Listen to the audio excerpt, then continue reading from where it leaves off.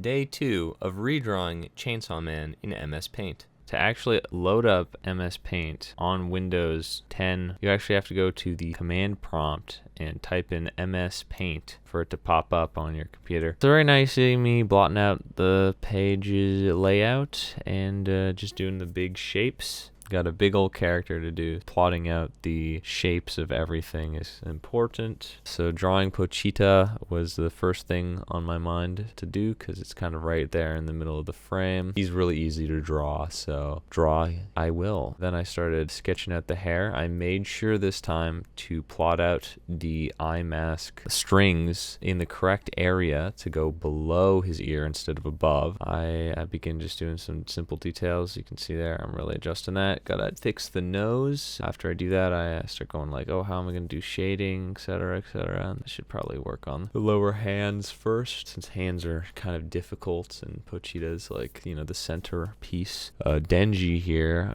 ends up looking kind of squished, unintentionally so. I think that's a byproduct of me being a little too zoomed in when I drew this. For future things when I draw, I think I will draw the basic shapes further out from the image. I also noticed I've drawn the handle here on the left a little bit too above, and I think I may have intentionally wanted to redraw Pochita so that he's a little bit bigger, but then you'll see later on I changed my mind. Doing this jacket was a little tricky. I wasn't sure like the proportions. This is around when I realized that I made him a little too squished, so I had to start improvising proportions a little bit since I couldn't follow it one-to-one. That's something I've kind of underappreciated in the Chainsaw Man kind of areas, their fashion sense. Even as a trash rat, this guy's got some nice shoes.